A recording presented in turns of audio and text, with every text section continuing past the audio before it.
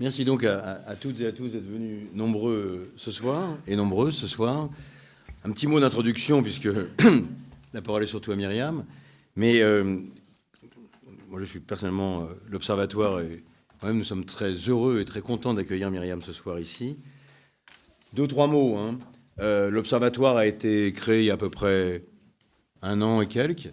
Nous faisons régulièrement des débats qui intéressent celles et ceux qui sont en activité sur les questions sociales, des syndicalistes, des femmes et des hommes dans l'action syndicale, des avocats, des juristes, des femmes ou des hommes de la presse sociale qui sont intéressés à ces questions.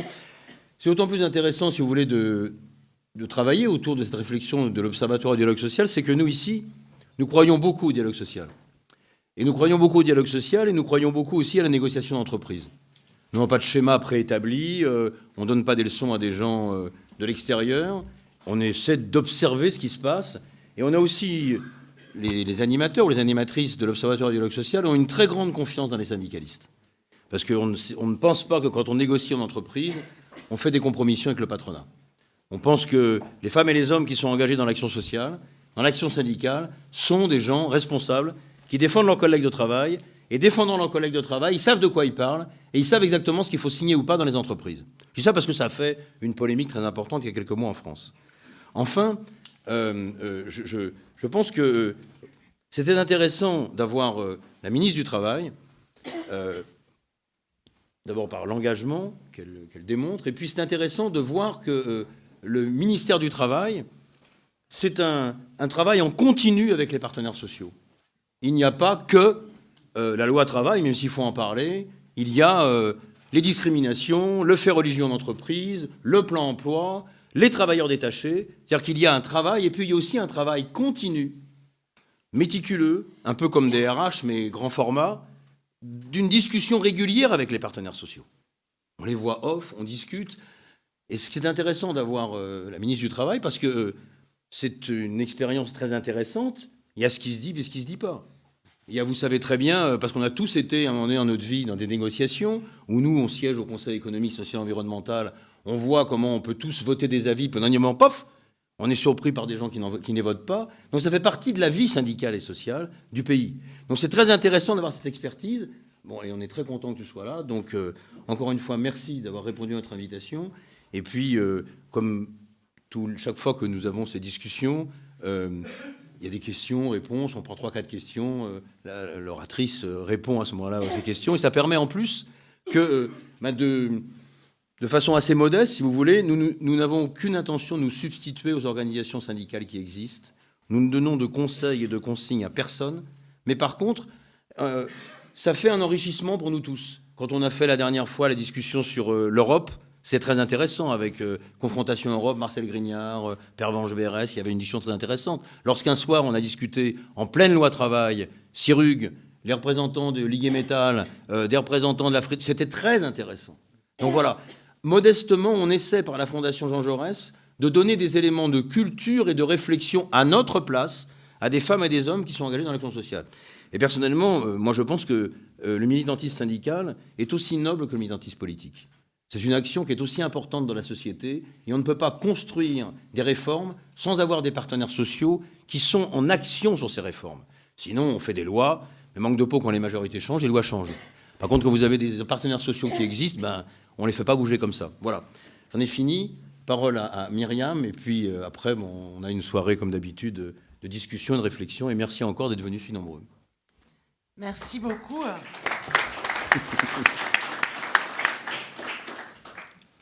Cher...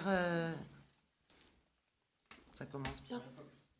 C'est bon, c'est bon. Ouais, c'est bon. Cher Gilles, cher Jean, merci beaucoup de votre invitation. Merci d'être aussi nombreux ce soir. C'est pour moi à la fois une invitation très amicale, mais aussi exigeante, puisque tu m'as demandé, dans mon propos liminaire, de faire un bilan de mes presque 20 mois passés au ministère du Travail. Pour être tout à fait sincère, pour commencer, je n'avais pas rêvé depuis l'enfance d'être ministre du Travail. Je n'y pensais pas tous les matins en me rasant. Et je ne me rase pas. Mais cette responsabilité fut pour moi... Alors, ça marche pas, donc c'est bien ce qui ça marche bien. Cette responsabilité fut pour moi, et pour moi, un honneur, ce n'est pas une sinécure, je ne vais pas vous mentir, mais un honneur et un honneur quotidien. Et j'insiste sur le mot quotidien. Les 20 mois passés dans ce ministère ont été bien sûr d'une grande intensité, vous en doutez. Et je voudrais ce soir non pas vous faire un bilan exhaustif de ces 20 mois et un bilan détaillé de toutes les mesures que nous avons pu mettre en œuvre. Je pense que ce n'est pas l'intérêt de cette rencontre ce soir, mais c'est plutôt de tirer quelques enseignements de ces 20 mois sur quelques sujets qui sont pour moi extrêmement importants. Peut-être avant une petite présentation très rapide. Alors il y a des visages que je retrouve dans plusieurs parcours un peu de ma vie, et je voudrais... moi j'ai été avant secrétaire d'État à la politique de la ville, et encore avant je me suis occupée de protection de l'enfance et de prévention et sécurité. Donc c'est vrai que le regard que je pouvais porter sur les publics, notamment les jeunes incarcérés, éviter les sorties sèches d'incarcération, les peines alternatives à l'incarcération, les jeunes suivis par l'aide sociale à l'enfance, les jeunes suivis par les éducateurs de rue, la question de la toxicomanie, sont d'abord mes premiers sujets dans ma vie d'élu. Et dans l'origine de mon engagement politique, il y a d'abord et avant tout l'action locale. Et l'action locale, c'est aussi mettre les mains dans le cambouis et répondre de façon très concrète aux problèmes très concrets que rencontrent les habitants. Et c'est cet état d'esprit aussi qui m'a accompagnée durant ces 20 mois au ministère du Travail, à savoir combattre le statu quo, surtout lorsque il peut être synonyme d'injustice, de souffrance totale. Et quand j'ai fait plus de 200 déplacements en tant que ministre de la Ville et ministre du Travail, lorsque vous allez dans des quartiers où le taux de... allez, on va le dire comme ça, où le taux de chômage dépasse parfois le taux d'emploi, c'est aussi cette réalité-là qui m'a emmenée à agir. Et c'est précisément par ce refus du statu quo qui m'a conduite à peine à l'automne 2015. Donc j'étais nommée depuis un mois. Je venais de devoir annoncer des chiffres en matière de chômage qui étaient une augmentation très importante. Et c'est là où j'ai obtenu un plan inédit en faveur de la formation. Je veux commencer par là, parce que je pense que c'est le sujet central que nous avons aujourd'hui dans notre pays, qui est celle de l'accès à la formation et l'accès à un premier niveau de qualification pour bon nombre de nos concitoyens. Ce plan 500 000 formations qu'on a mis en œuvre en 2016, et je le dis avec fierté, c'est pour moi une vraie révolution. Révolution d'abord quantitative, parce que il y a 2 millions de demandeurs d'emploi qui ont un niveau inférieur ou égal au baccalauréat, et c'est eux qui subissent de plein fouet les périodes de chômage de longue durée ou qui cumulent des périodes d'activité et des périodes de chômage en faisant les allers-retours des contrats extrêmement précaires. Et nous avons, avec les régions, toutes sauf une, celle de Laurent Wauquiez, avec les partenaires sociaux, avec tous les acteurs de la formation, et notamment l'AFPA, que bon nombre d'entre vous connaissent ici, nous avons mobilisé 1 milliard d'euros. Et l'idée était vraiment, donc c'est une révolution forcément quantitative, puisqu'en France, on ne forme qu'un demandeur d'emploi sur 10, mais c'est, au-delà d'une révolution quantitative, c'est aussi une vraie révolution qualitative. C'est-à-dire que nous avons travaillé bassin d'emploi par bassin d'emploi, ça a pris du temps. Le début du plan, chacun a utilisé les marchés qui étaient existants, et puis après, il s'est vraiment amélioré, et nous avons recherché quels étaient les besoins en compétences des entreprises, bassin d'emploi par bassin d'emploi. Et à partir de là, nous avons ciblé non pas les profils qui étaient les plus proches de l'emploi, nous avons ciblé les chômeurs de longue durée, les chômeurs peu ou pas qualifiés, nous avons ciblé, ce plan est allé à 30% pour les jeunes aussi, les seniors en matière de reconversion professionnelle, et nous l'avons fait en conjuguant vraiment l'efficacité économique et la justice sociale, en ciblant les plus fragiles, et donc former plus, former mieux, et c'est à la fois, ça répond à la fois à une exigence économique, une exigence sociale, une exigence morale. Demain, je signerai très concrètement sur les chantiers navals de Saint-Nazaire.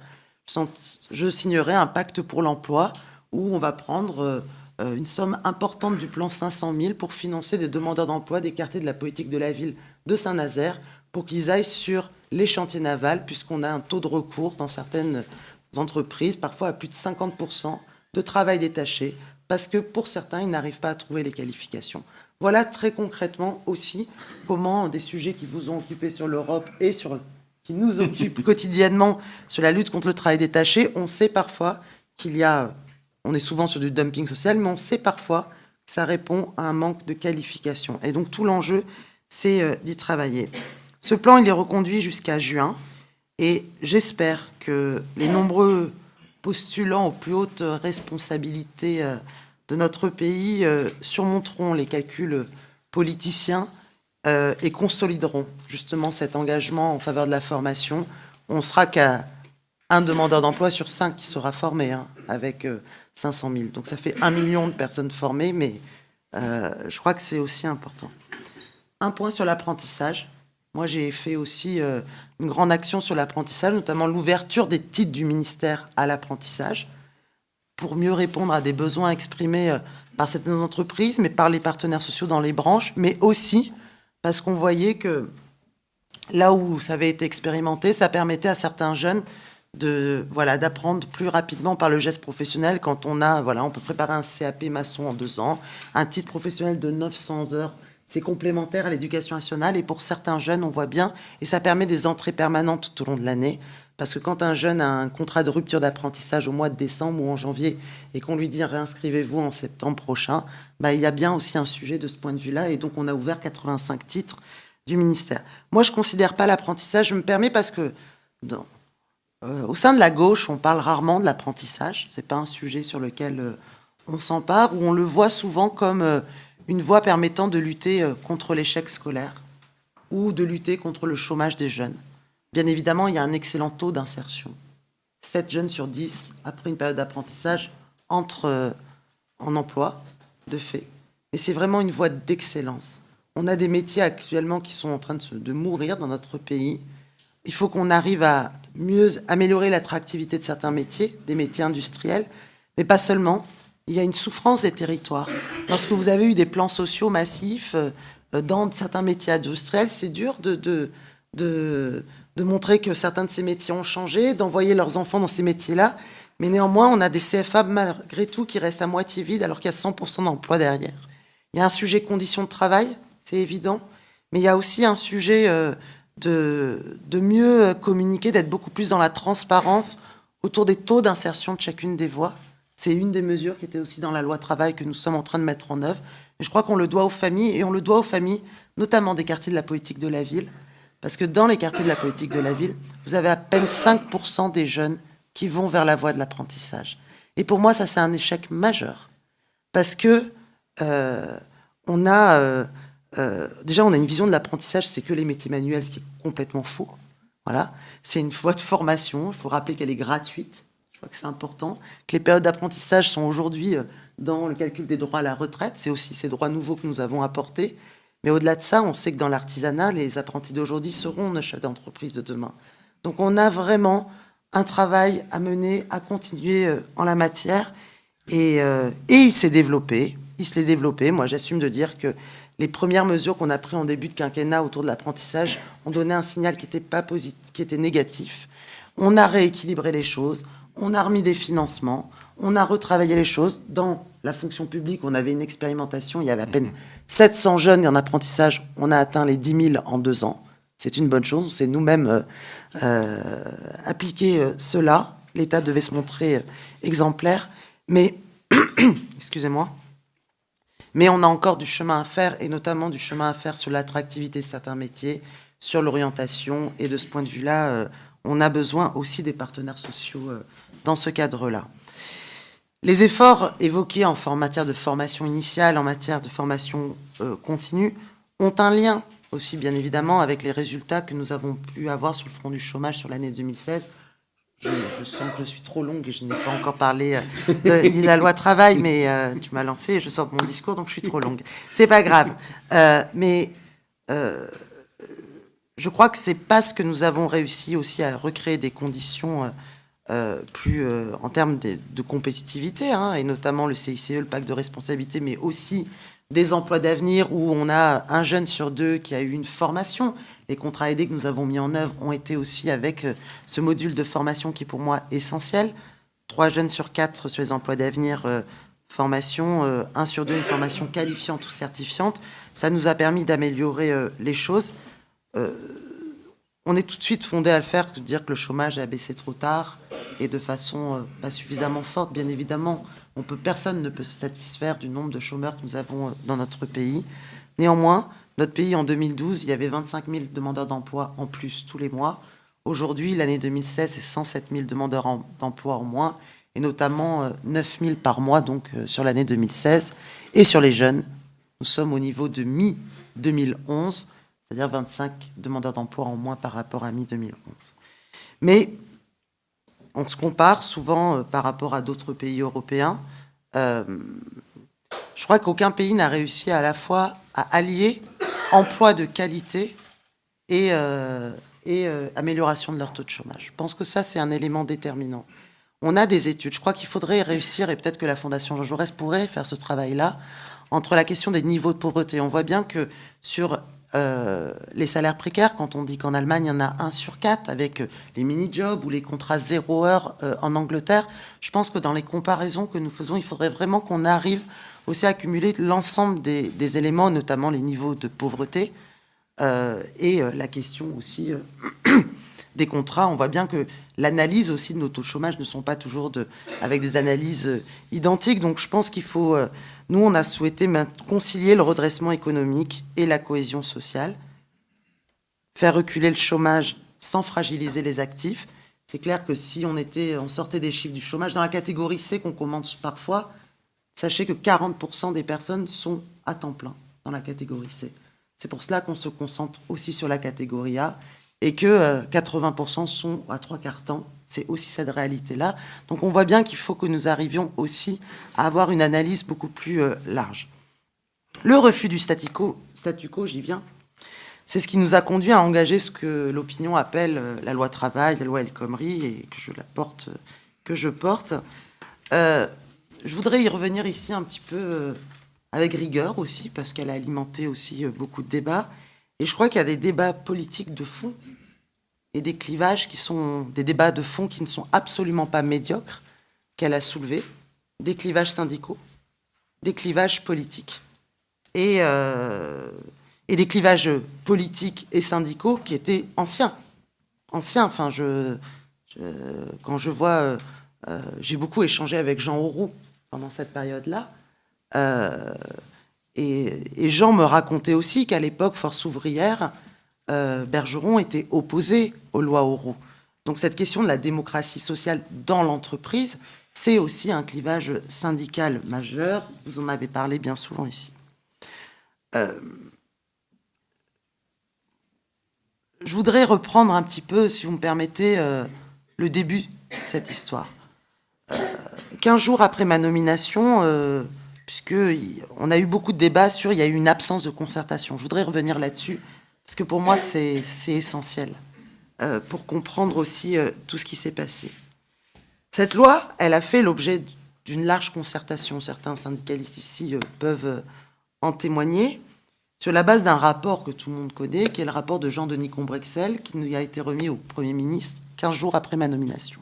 À partir de là, j'ai proposé aux organisations syndicales et aux patronales s'ils souhaitaient négocier. Ils ne l'ont pas souhaité.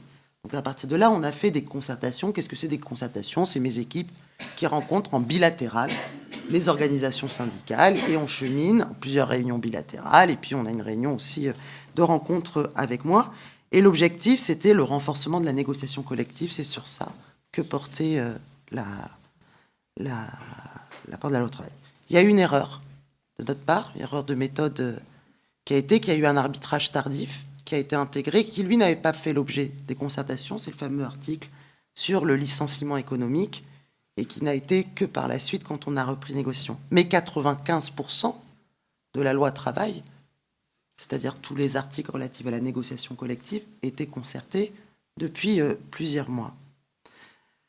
Et bien évidemment, quand on parle de licenciement économique, c'est à la fois la portée symbolique, le caractère bien évidemment anxiogène, a créé, a rendu aussi inaudible à la fois ce qu'il y avait dans cet article, mais inaudible tout le reste. C'est cette réalité-là, l'erreur de communication, de méthode, on en a tous parlé, et si vous avez des questions, j'y reviendrai précisément. Mais au-delà du symbole, moi j'aimerais revenir à la réalité du texte, parce que bien souvent on a jugé peut-être plus le contexte que le texte lui-même. Et je le redis parce que c'est revenu encore récemment dans les débats politiques, la loi travail, elle ne facilite pas les licenciements. Je sais que c'est ancré, je le vois bien, mais elle explicite seulement sur la base de la jurisprudence actuelle dans quelles circonstances précises une entreprise a le droit de procéder à des licenciements économiques, et elle donne un cadre clair et sécurisé. Et elle retire rien au rôle du juge. Et nous sommes, je suis désolée de le dire comme ça peut paraître, mais on a codifié la jurisprudence sur la sauvegarde de compétitivité. Enfin, ceux qui connaissent cela, ça existe depuis 1995, voilà. Donc, quelle audace, vous allez me dire, on a osé codifier la jurisprudence. Mais je crois que c'est aussi, et ça nous interroge, je crois que c'est le rôle des responsables politiques, des responsables publics, que de clarifier et de sécuriser les règles de la vie collective. Et ça, c'est un point central. On peut avoir un débat par rapport à cela, mais pour moi, et dans le débat, puisqu'on a voulu attribuer à la loi travail notamment ce qui s'est passé à la Voix du Nord, donc sur lequel j'ai répondu avant tout aux médias qui disaient cela avant de le repréciser.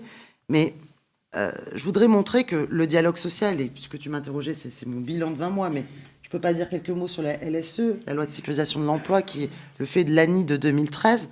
On a eu, je me dois de dire aussi qu'on a eu une chute du nombre de PSE dans notre pays. Ils ont baissé de 12% entre 2015 et 2016. Ça montre que l'activité économique peut-être fonctionne mieux, ça montre aussi que le dialogue social est en capacité, mais bien évidemment, il y aura toujours des PSE, et c'est une souffrance, bien évidemment, et que c'est pas parce que on dit que les PSE ont diminué qu'on n'a pas, nous, ministère du Travail, un rôle à jouer lorsque nous avons un PSE. Je me bats actuellement, vous savez, il y a beaucoup sur la situation de Vivart, sur de nombreuses situations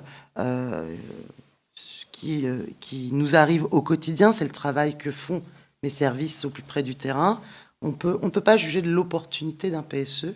Le rôle de la directe, c'est de juger en conformité par rapport à la procédure, par rapport au respect du dialogue social. Et c'est comme cela qu'on homologue ou pas un PSE. Ce rôle-là, nous le jouons bien évidemment quotidiennement.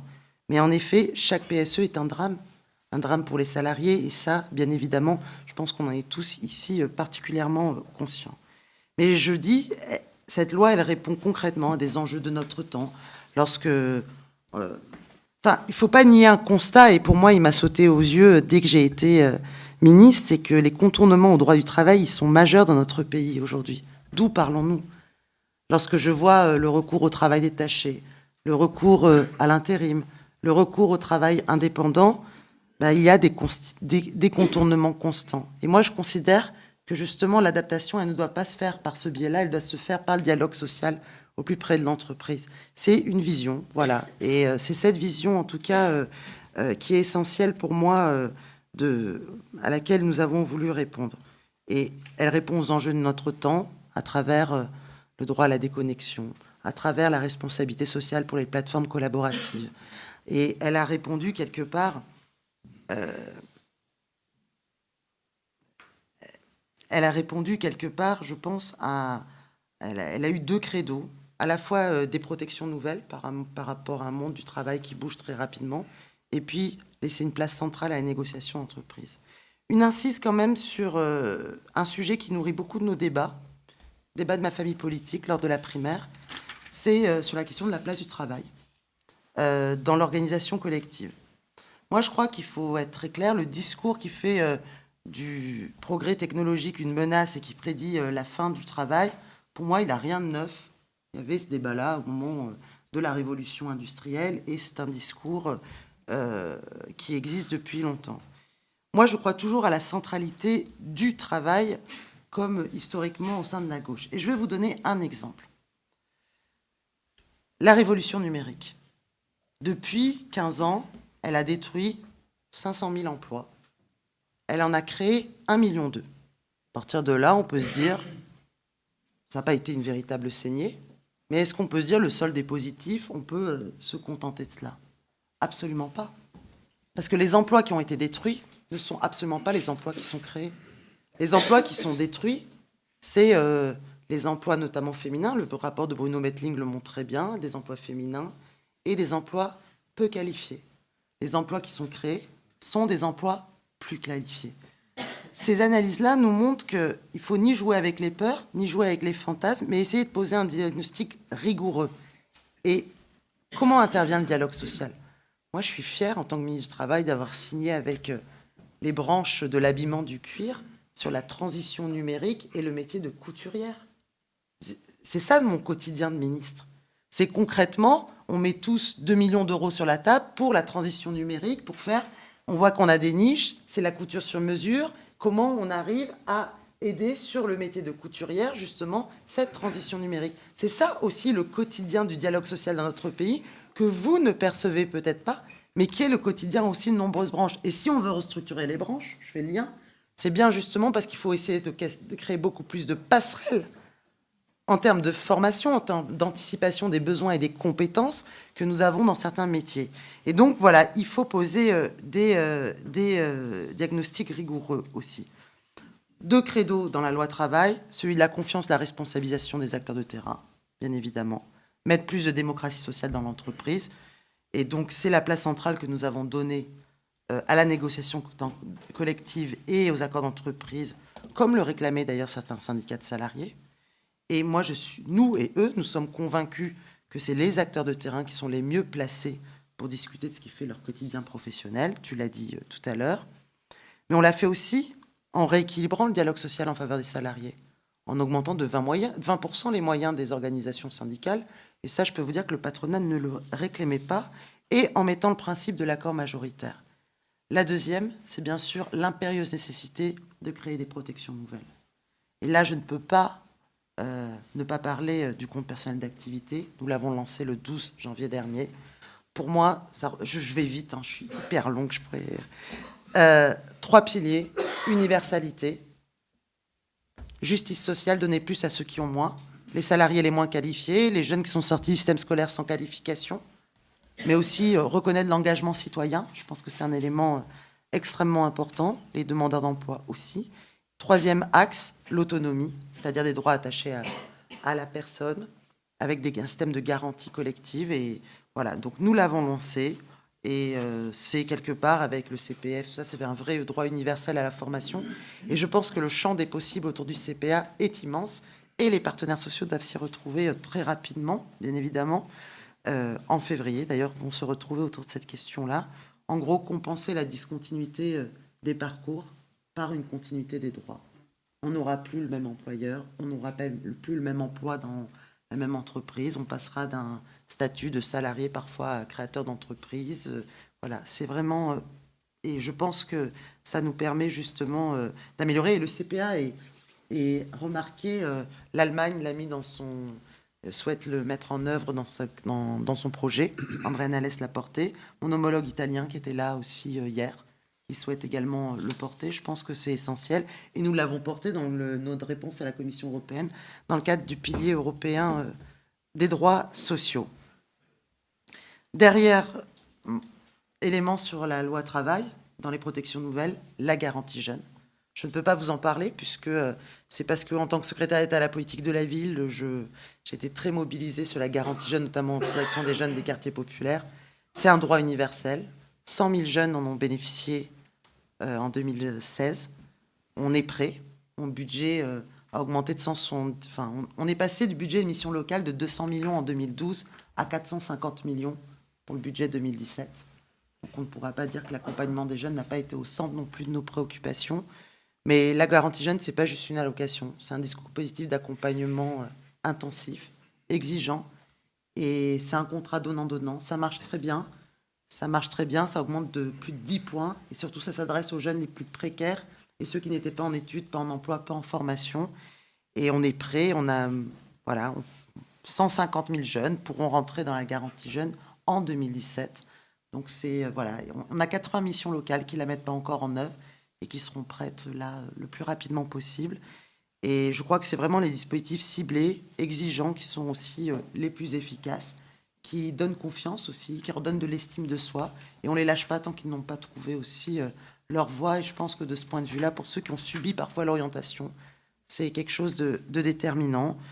Le travail saisonnier, le travail détaché, voilà aussi d'autres choses qui sont dans la loi travail. Alors pourquoi autant de bruit autour de la loi travail ? Je le disais tout à l'heure, clivage syndical, clivage politique. Je crois que ce texte recouvrait quelque part une ambition à peine dissimulée, c'était celle de faire vivre un compromis, au sens le plus noble du terme, c'est-à-dire trouver le juste point d'équilibre entre les intérêts des salariés, les intérêts des entreprises. Et c'était aussi de considérer, de faire un petit pas vers chacun, permettait quelque part un grand pas collectif. Est-ce utopique? Peut-être. Je suis tout à fait sincère. Je crois que la radicalité et la conflictualité imprègnent depuis toujours notre culture à la fois politique et notre culture syndicale. Et chez nous, un compromis n'est pas vécu comme un pas en avant, mais est vécu comme un recul pour soi. Voilà.